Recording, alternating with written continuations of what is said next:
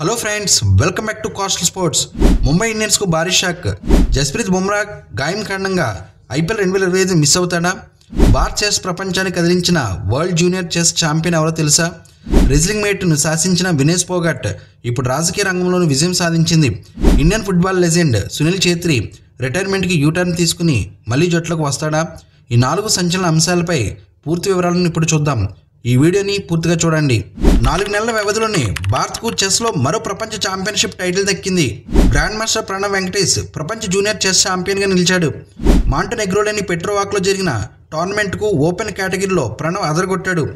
11 రౌండ్ల నుంచి 9 పాయింట్లు సాధించి టైటిల్ ఖాతాలో వేసుకున్నాడు। ఈ ప్రపంచ జూనియర్ చెస్ టోర్నీ అండర్-20 ఈవెంట్లో 44 దేశాలకు చెందిన దాదాపు 230 మంది క్రీడాకారులు పాల్గొన్నారు।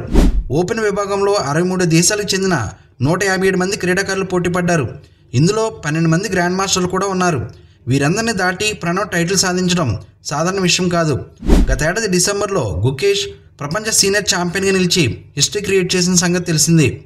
ప్రపంచ జూనియర్ చెస్ ఛాంపియన్గా నిలిచిన 4వ భారత ఆటగాడు ప్రణవ్ 1987లో విశ్వనాథన్ ఆనంద్, 2004లో పెంటెల హరికృష్ణ, 2004లో అభిజిత్ గుప్తా ఈ టైటిల్ దక్కించుకున్నారు।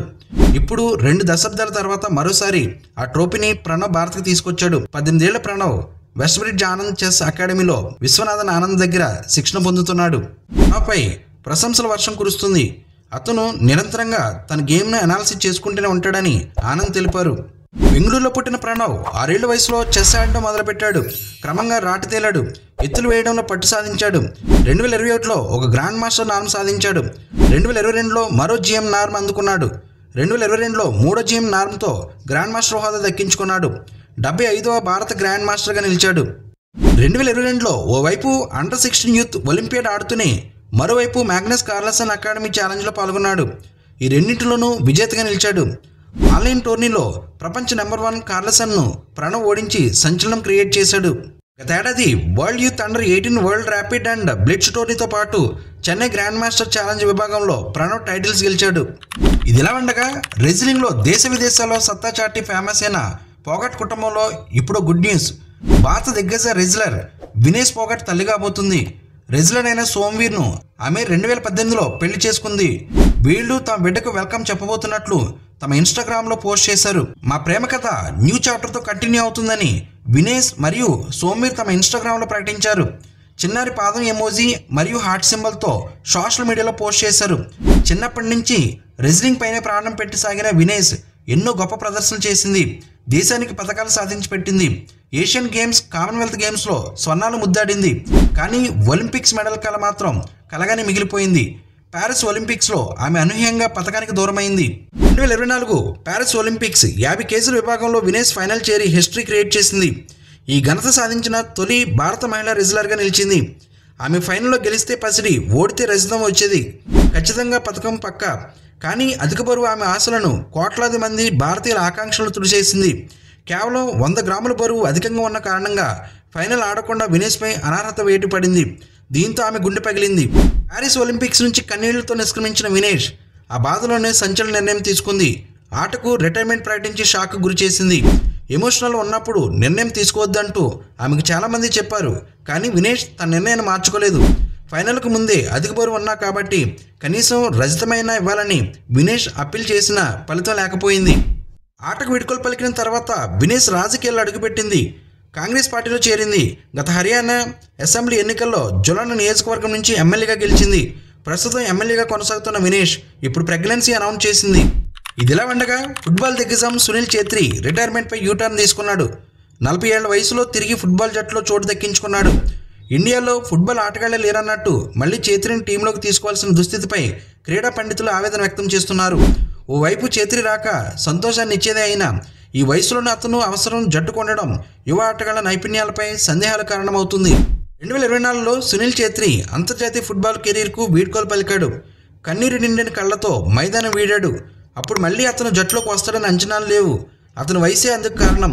కానీ ఇప్పుడు ఎవరు ఊహించిన విధంగా ఛేత్రి రీఎంట్రీ ఇవ్వబోతున్నాడు।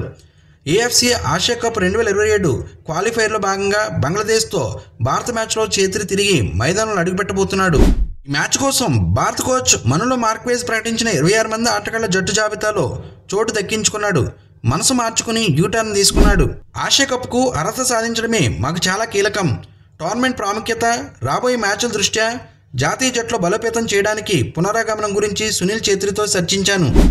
అందుకు అతడు అంగీకరించడు కాబట్టి జట్లకు తీసుకున్నామని అఖిల భారత ఫుట్బాల్ సమైక్య ప్రకటనలో కోచ్ మనోలా మార్క్వేజ్ పేర్కొన్నాడు. అయితే ఛేత్రి రిటైర్మెంట్ తర్వాత భారత జట్టు మరింత బలహీనపడింది. హైదరాబాద్లో జరిగిన ఇంటర్ కాంటినెంటల్ కప్లో చిత్తయింది. ఆ తర్వాత ఓ ఫ్రెండ్లీ మ్యాచ్లో కూడా ఓడింది. జట్టులో నాణ్యమైన ఆటగాళ్లు కరువయ్యారు. దీంతో అంతర్జాతీయ ప్రమాణాలకు జట్టు దూరంగానే ఆగిపోయింది. సునీల్ ఛేత్రి ఇప్పటి వరకు భారత్ తరపున 151 అంతర్జాతీయ మ్యాచ్లు ఆడాడు. బంగ్లాదేశ్తో మ్యాచ్ అతనికి 152వ మ్యాచ్ కానుంది. ఫిఫా అంతర్జాతీయ విండో కోసం భారత జట్టు ఛేత్రికి కీలకం కాబోతున్నాడు. AFC Asia cup Saudi Arabia 2027 qualifiers final round Bharat ప్రారంభ మ్యాచ్కు సన్నాహకంగా మార్చి 19న మాల్దీవులతో భారత్ స్నేహపూర్వక మ్యాచ్ ఆడనుంది. ఈ 2 మ్యాచ్లు షిల్లాంగ్లో జరగనున్నాయి. అలాగే ఆసియా కప్ కోసం బంగ్లాదేశ్, హాంకాంగ్, సింగపూర్లతో పాటు భారత్ క్వాలిఫైయింగ్ గ్రూప్లో ఉంది. గత ఎడిషన్లో అన్ని మ్యాచ్ల్లోనూ ఓడిన భారత్ గ్రూప్ దశను దాటలేక నిరాశపరిచింది. 2005లో అరంగేట్రం చేసిన ఛేత్రి అంతర్జాతీయ ఫుట్బాల్లో అత్యధిక గోల్ చేసిన ఇండియా ఆటగాడిగా గత ఏడాది రిటైర్ అయ్యాడు. 151 మ్యాచ్ల్లో 94 గోల్ చేశాడు. పురుషుల అంతర్జాతీయ ఫుట్బాల్లో ఛేత్రి కంటే పోర్చుగల్ దిగ్గజం క్రిస్టియానో రొనాల్డో 135 గోల్ చేశాడు. అర్జెంటీనా దిగ్గజం లియోనెల్ మెస్సీ 112, ఇరాన్కి చెందిన ఆలీ డై 108 మాత్రమే ఎక్కువ గోల్ చేశారు. యూటర్న్ తీసుకుని జట్లోకి వస్తున్న ఛేత్రి 100 గోల్స్ను అందుకునే అవకాశం ఉంది. ఇదిలా ఉండగా ఐపీఎల్ 2025 సీజన్కు ముందే మాజీ ఛాంపియన్ ముంబై ఇండియన్స్కు బిగ్ షాక్. ఆ జట్టు స్టార్ పేసర్ బుమ్రా ఈ ఏడాది లీగ్ ఆరంభ దశలో మ్యాచ్లకు దూరమయ్యే అవకాశం కనిపిస్తుంది. ముంబై ఇండియన్స్ ఆడే మొదటి 4-5 మ్యాచ్ల్లో బుమ్రా ఆడేలా కనిపించడం లేదని టైమ్స్ ఆఫ్ ఇండియా రిపోర్ట్లో తెలిపింది. వెన్నుముక గాయం నుంచి కోలుకుంటున్న బుమ్రా ఐపీఎల్ 2025 ముంబై ఇండియన్స్ ఆరంభ మ్యాచ్లకు దూరమయ్యే అవకాశం ఉంది. ఈ సీజన్ తొలి 2 వారాల్లో ముంబై 4 మ్యాచ్లు ఆడనుంది. మార్చి 22న ఈ సీజన్ ఆరంభమవుతుంది. మార్చి 23న ముంబై తన తొలి మ్యాచ్లో చెన్నై సూపర్ కింగ్స్తో తలపడుతుంది.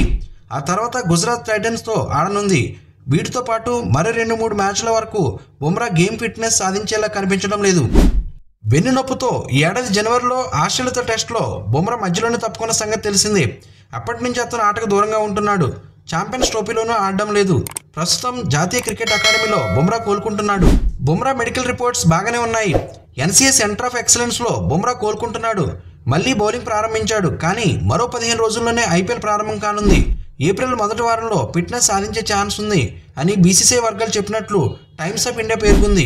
ఐపీఎల్ 2025 ముగిసిన తర్వాత ప్రారంభమయ్యే ఇంగ్లాండ్ సిరీస్పై బీసీసీఐ స్పెషల్ ఫోకస్ పెట్టింది. ఆ సిరీస్ నేపథ్యంలో బుమ్రా విషయంలో బీసీసీఐ జాగ్రత్త పడుతుంది. రిస్క్ తీసుకోవడానికి సిద్ధంగా లేదు. ఆ సిరీస్లో రోహిత్ నుంచి బుమ్రా టెస్ట్ పగ్గాలు స్వీకరించే అవకాశం ఉంది. దీంతో బుమ్రాతో పాటు షమీ విషయంలోనూ బీసీసీఐ జాగ్రత్త వహిస్తుంది. ఐపీఎల్లో ఇద్దరు వర్క్లోనూ మానిటర్ చేయనుంది. ఫ్రెండ్స్, ఈ వీడియో నచ్చితే లైక్ చేయండి.